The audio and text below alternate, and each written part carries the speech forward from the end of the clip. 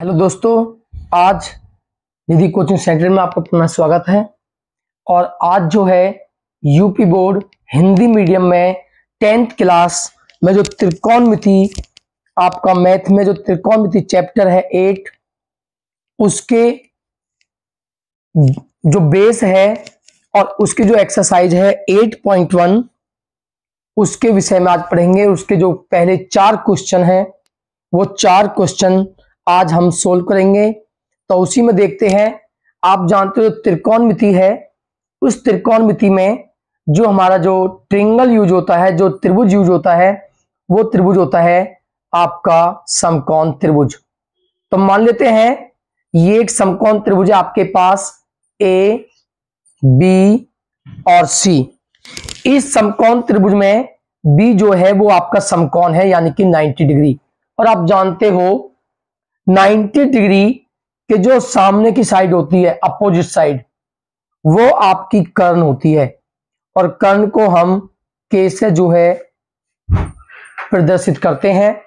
ये आपका आधार है और आधार को जो है आप ए से प्रदर्शित करते हो। और ये आपका लंब है और लंब को आप एल से प्रदर्शित करते हो।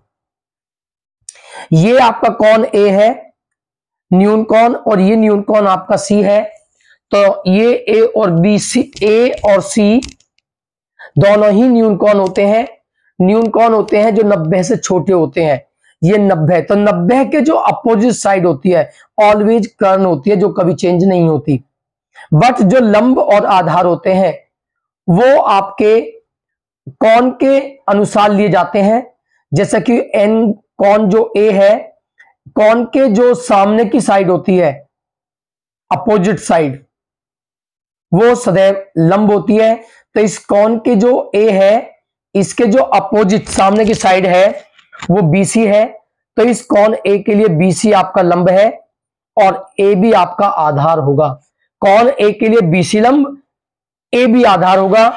कोण सी को देखते हैं, कोण सी के लिए बीसी आधार होगा और सी के जो सामने की साइड है ए बी, वो लंब होगी। यानी कि सी के लिए लंब ये है, आधार ये है, और ए के लिए आधार ये साइड है और लंब ये साइड है। कर्ण यही होता है, चाहे कोण ए हो या कोण सी हो। उसके बाद त्रिकोणमितीय अनुपात जो होते हैं हमारे, वो 6 त्रिकोणमितीय अनुपात होते हैं। आप जानते हो एक फॉर्मूला, आप जानते हो, लाल एल ए एल बटे कका के ए। एल का मतलब होता है लंब, ए का मतलब होता है आधार और के का मतलब होता है कर्ण। तो यहां पे जो आप देखते हो, पहला है एल बटे के, और एल अपॉन के जो होता है वो पहला त्रिकोणमितीय अनुपात होता है साइन थीटा।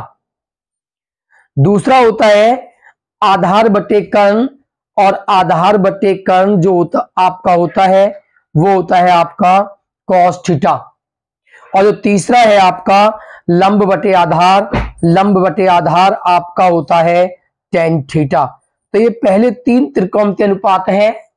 लंब बटे कर्ण आपका होता है साइन थीटा, आधार बटे कर्ण आपका होता है कॉस थीटा, और लंब बटे आधार आपका होता है टेन थीटा।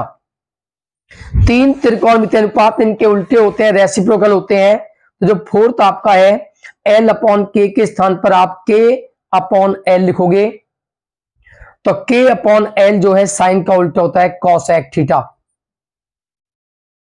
इसी प्रकार आधार बटे कर्ण का उल्टा कर्ण बटे आधार होता है, और कर्ण बटे आधार कॉस का उल्टा होता है सेक थीटा। इसी प्रकार लंब बटे आधार का होता है आधार बटे लंब, जो कि टेन का उल्टा होता है कॉट थीटा। तो 6 आपके 6 त्रिकोणमितीय अनुपात हैं, जहां पे आप देखते हो कि जो साइन और कॉसेक एक दूसरे के उल्टे होते हैं। यानी कि अगर आपका लिखा हुआ है कॉसेक थीटा, तो आप उसके प्लेस पर 1 अपॉन साइन थीटा लिख सकते हो, या sine theta equal 1 upon cosec लिख सकते हो। यानी कि sine theta equal 1 upon cosec theta. इसी प्रकार कॉस और सेक एक दूसरे के उल्टे होते हैं। यानी कि आप सेक थीटा के प्लेस पर लिख सकते हो 1 अपॉन कॉस थीटा, या आप cos थीटा के प्लेस पर लिख सकते हो 1/sec थीटा। इसी प्रकार आप देखते हो जो आपका tan और cot है ये भी एक दूसरे के उल्टे होते हैं, यानी कि cot थीटा इक्वल होता है 1/tan थीटा या tan थीटा इक्वल होता है 1/cot थीटा। तो आप देखते हो कि लंब बटे कर्ण sin थीटा होता है, आधार बटे कर्ण cos थीटा होता है, लंब बटे आधार tan थीटा होता है, कर्ण बटे लंब आपका cosec थीटा होता है, कर्ण बटे आधार आपका sec थीटा होता है, आधार बटे लंब आपका cot थीटा होता है। और साइन और cosec, sec और cos और tan और cot एक दूसरे के रेसिप्रोकल होते हैं, उल्टे होते हैं। तो सबसे पहले हम देखेंगे कि अगर किसी क्वेश्चन में, किसी प्रश्न में आधार, लंब और कर्ण आपको तीन साइडों में से कोई सी दो साइड आपको गिवन है, कोई भी दो साइड अगर आपको गिवन है तो आप जो है, आप जानते हो एक फॉर्मूला होता है पाइथागोरस थ्योरम से कि आधार का वर्ग, याद रखना है, आधार का वर्ग और लंब के वर्ग का जो योग होता है वो कर्ण के वर्ग के बराबर होता है। यानी कि आधार, लंब और कर्ण अगर इनमें से आपकी कोई भी दो साइड आपको गिवन है, दी हुई है, तो इस फॉर्मूला का यूज करके आप तीसरी साइड, तीसरी भुजा ज्ञात कर सकते हो। तो ये इसका बेस था। उसके बाद में देखते हैं एक्सरसाइज 8.1 के क्वेश्चन नंबर। तो जो क्वेश्चन नंबर फर्स्ट है उसमें हमें दिया हुआ है त्रिभुज एबीसी में बी समकोण है। यानी कि अगर आपके पास एक त्रिभुज है एबीसी, मान लीजिए ये जो त्रिभुज है ये एबीसी है और इसमें गिवन है जो बी है वो समकोण है, समकोण में 90 डिग्री, तो बी समकोण हुआ तो इसे हम ए ले लेते हैं और इसे हम सी ले लेते हैं। आप यहां पर ए और यहां पर सी ले सकते हो। तो ये जो कोण है आपका ए है, ये जो कोण है आपका सी है, सी के लिए ये आधार है, ये लंब है, ए के लिए ये आधार है, ये लंब है। आप जानते हो कोण के सामने की जो भुजा होती है, साइड होती है, वो आपका होता है लंब, कर्ण ये है आपका। तो आपको जो दिया हुआ है ए बी की वैल्यू है 24, ए बी आपकी ये वैल्यू है, इसकी वैल्यू दी हुई है 24 सेंटीमीटर। और दिया हुआ है बीसी, बीसी आपकी ये साइड से जो दिया हुआ है 7 सेंटीमीटर। तो आपको निकालना है sign A cos A, sign सी और कॉस सी। सबसे पहले आप एसी निकालोगे पाइथागोरस थ्योरम का यूज करके। आप जानते हो ये इसमें आधार है, आधार का वर्ग प्लस लंब का वर्ग इक्वल टू होता है कर्ण के वर्ग के। तो इसमें ये आधार है 7 स्क्वायर प्लस लंब है आपका ए बी 24 स्क्वायर और कर्ण है आपका एसी। यहां से आप एसी फाइंड करोगे, 7 का जो वर्ग होता है वो 49 होता है, 24 का जो वर्ग होता है 24 की 24 में गुणा करोगे तो 576 इक्वल टू एसी स्क्वायर। इन्हें आप प्लस करोगे, 576 में 49 प्लस करोगे तो आपका आता है 625 इक्वल टू एसी स्क्वायर। इस पे से आप इसको हटाते हो, यदि किसी भी संख्या पे से आप इसको हटाते हो तो जो बराबर वाली संख्या है उस पर रूट आ जाता है। तो जो एसी आपकी होगी वो होगी रूट 625 और 625 का जो रूट होता है वो होता है आपका 25। तो जो आपकी भुजा निकल के आई एसी जो कि कर्ण है वो आपकी 25 है। अब जो हमें दिया हुआ है निकालना है वो फर्स्ट पे निकालना है आपको साइन ए और कॉस ए। तो साइन जो होता है वो होता है आपका लंब बटे कर्ण और कॉस होता है आपका आधार बटे कर्ण। बट आप देखते हो ये जो साइन और कॉस की वैल्यू है ये ए के है, ये एंगल ए के लिए है, कोण ए के लिए है। तो ए के लिए ये लंब है और ये आधार है। तो इसके लिए जो लंब है ए के लिए वो क्या है 7, कोण के सामने भुजा लंब होती है तो ये 7 लंब है इसके लिए और ये आधार, तो लंब है 7 और कर्ण आपका यही होगा एसी और एसी की वैल्यू है 25। ए के लिए आधार है आपका 24 और जो कर्ण है वो एसी है और एसी की वैल्यू आपके पास आई है 25। इसी प्रकार सेकंड क्वेश्चन में आपको निकालना है साइन सी और कॉस सी की वैल्यू निकालनी है। तो आप देखते हो कि जो साइन होता है वो होता है लंब बटे कर्ण, और जो कॉस होता है वो होता है आपका आधार बटे कर्ण। तो यहां पर आप देखते हो कि जो कौन सी है उस सी के लिए 7 आधार है और ये लंब है। कौन के सामने भुजा लंब होती है, ये आधार कर्ण यही होता है। तो सी के लिए जो लंब है वो आपका 24, तो सी के लिए लंब है आपका 24 अपॉन कर्ण आपका एसी है, एसी आपका 25, आधार है सी के लिए 7, तो आधार की वैल्यू है 7, और कर्ण जो है वो आपका एसी, और एसी की वैल्यू आपके पास है 25। तो ये आपका जो क्वेश्चन नंबर फर्स्ट है वो कंप्लीट हुआ। इसके बाद जो हमारा क्वेश्चन नंबर सेकंड है, तो जो क्वेश्चन नंबर सेकंड है आपका वो गिवन है कि ये एक आपको आकृति दी हुई है, इस आकृति में ये कौन P है और ये है कौन R, ये कौन Q, तो आपको दिया हुआ है जो Q है वो समकोण है, तो आपको निकालनी है tan P minus cot R की वैल्यू। तो सबसे पहले तो आप देख रहे हो ये आधार है, ये लंब है और ये कर्ण है, तो आपके पास आधार QR नहीं है, तो सबसे पहले आप पाइथागोरस थ्योरम का यूज करके QR निकालोगे। आप जानते हो आधार QR है, तो आधार का जो वर्ग होता है प्लस लंब जो है PQ, लंब का जो वर्ग होता है वो कर्ण है यहां पर PR, इसके वर्ग के बराबर होता है, यानी कि आधार का वर्ग प्लस लंब का वर्ग बराबर कर्ण का वर्ग। तो जो QR है वो आपको यहां से निकालनी है। PQ की वैल्यू आपके पास 12 है, 12 का वर्ग, और PR की जो वैल्यू है आपके पास 13 है, 13 का वर्ग। तो QR स्क्वायर प्लस 12 का वर्ग जो होता है 12 की 12 में गुना करोगे 144, और 13 का वर्ग होता है 13 गुना 13 169। ये प्लस के 144 है, जब इन्हें आप राइट में ले जाओगे तो ये माइनस के हो जाएंगे, तो QR स्क्वायर इक्वल होगा 169 माइनस 144। तो आप इन्हें माइनस करोगे तो आपका जो QR की वैल्यू निकल के आएगी, QR स्क्वायर की वैल्यू ये 25 होगी, और स्क्वायर हटाओगे तो इस पर रूट आएगा, तो QR इक्वल टू रूट 25, और 25 का जो रूट होता है वो 5 होता है, तो यहां से जो QR की वैल्यू आई आपके पास 5 सेंटीमीटर है QR की वैल्यू। अब जो हमें वैल्यू निकालनी है वो tan P minus cot R की वैल्यू निकालनी है, और आप जानते हो tan P minus cot R, tan जो है वो होता है आपका लंब बटे आधार, माइनस cot जो होता है वो आधार बटे लंब होता है। लेकिन विशेष ध्यान देने वाली बात आपकी ये होगी कि ये जो वैल्यू है L बटे A ये कौन P के लिए है, और ये जो वैल्यू है आधार बटे लंब cot ये R के लिए है। तो आप देखोगे कि जो ये वैल्यू है ये कौन P के लिए है, और ये जो वैल्यू है ये कौन R के लिए है। तो P के लिए लंब होगा QR और आधार होगा PQ।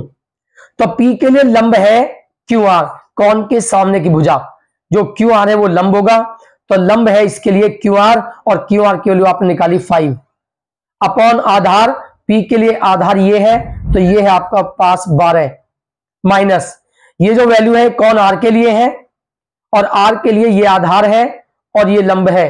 तो R के लिए जो आधार है, क्योंकि हमें आधार की वैल्यू रखनी है, तो R के लिए आधार है QR, और QR की वैल्यू आपके पास 5 अपॉन R के लिए लंब है PQ, और P की वैल्यू है 12। अब आप देख रहे हो 5 अपॉन 12 प्लस के हैं और 5 अपॉन 12 माइनस के, दोनों कैंसिल हुए प्लस माइनस के, तो आपकी जो वैल्यू निकल के आती है वो 0 है। तो एक क्वेश्चन नंबर 2 जो है उसमें tan P minus cot R की जो वैल्यू निकल के आती है वो 0 है। इसके बाद देखते हैं क्वेश्चन नंबर 3। तो क्वेश्चन नंबर 3 में दिया हुआ है कि जो साइन A है उस साइन A की वैल्यू 3/4 है, जो आपको दी हुई है। यहां पर जो दी हुई वैल्यू है साइन A वो कौन A के लिए है, और साइन जो होता है वो होता है लंब बटे कर्ण, यानी कि यहां से आप देख रहे हो लंब की वैल्यू 3 है और कर्ण की वैल्यू है 4, यानी कि लंब है 3 और कर्ण है 4। तो L3 और कर्ण है आपके पास 4, लेकिन आपके पास आधार नहीं है। आपको जो वैल्यू निकालनी है वो cos A और tan A की वैल्यू निकालनी है। तो सबसे पहले आप पाइथागोरस थ्योरम यूज करोगे और आप निकालोगे आधार। आप जानते हो आधार का वर्ग प्लस लंब का वर्ग जो होता है वो कर्ण के वर्ग के बराबर होता है। तो जो आधार स्क्वायर प्लस लंब की जो वैल्यू है वो 3 है। लंब की जगह 3 रखोगे, 3 स्क्वायर बराबर कर्ण की वैल्यू 4 है। आप 4 रखोगे, 4 स्क्वायर। आधार का स्क्वायर 3 का जो वर्ग होता है वो 9 होता है और 4 का जो वर्ग होता है वो 16 होता है। ये प्लस के 9 है, जब इन्हें आप राइट में लाओगे तो माइनस को जाएंगे। तो आधार का वर्ग इक्वल 16 माइनस 9 और 16 में से आप 9 को माइनस करोगे तो आपके पास जो निकल के आता है वो 7 होगा।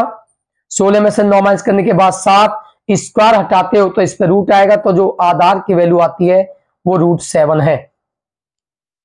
अब आपको cos A और tan A की वैल्यू निकालनी है। तो आप जानते हो cos होता है आधार बटे कर्ण और जो tan होता है वो होता है आपका लंब बटे आधार।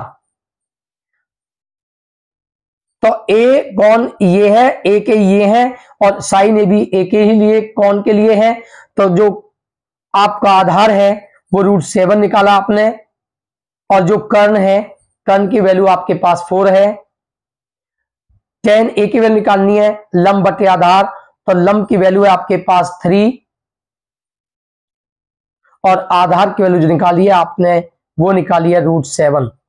तो इस प्रकार ये क्वेश्चन नंबर 3 कंप्लीट हुआ, जिसमें cos A की वैल्यू √7/4 और tan A की वैल्यू 3/√7 है। इसके बाद देखते हैं क्वेश्चन नंबर जो है हमारा 4। तो जो क्वेश्चन नंबर 4 है वो दिया हुआ है 15 cot A बराबर 8 के इक्वल है और हमें जो वैल्यू निकालनी है sin A और sec A की वैल्यू आपको ज्ञात करनी है। तो यदि 15 cot A बराबर 8 तो sin A और sec A की वैल्यू आपको ज्ञात करनी है। तो आपको जो दिया हुआ है वो दिया हुआ है 15 cot A बराबर 8। आप जानते हो 15 जो है वो cot के गुना में है, मल्टीप्लाई में है, और मल्टीप्लाई गुना का जो नंबर होता है वो बराबर वाले के बटे में आता है, अपॉन में आता है। तो cot A जो होगा आपका 8/15 होगा और cot जो होता है वो होता है आधार बटे लंब, यानी कि इसमें आधार की वैल्यू 8 है और जो लंब की वैल्यू है वो 15 है। आपको निकालना है साइन और सेक, जिसमें कर्ण आता है। तो सबसे पहले आप पाइथागोरस थ्योरम का यूज करके कर्ण निकालोगे। आप जानते हो कर्ण का वर्ग बराबर होता है आधार का वर्ग प्लस लंब का वर्ग। तो कर्ण वर्ग इक्वल टू आधार की जो वैल्यू है आपके पास 8 है, तो 8 का वर्ग प्लस जो लंब है, लंब की वैल्यू 15 है तो 15 का वर्ग। तो 8 का जो वर्ग होता है वो 64 होता है प्लस 15 का वर्ग होता है 15 की 15 में गुना करोगे 225। तो कर्ण का वर्ग बराबर इन्हें प्लस करोगे तो 9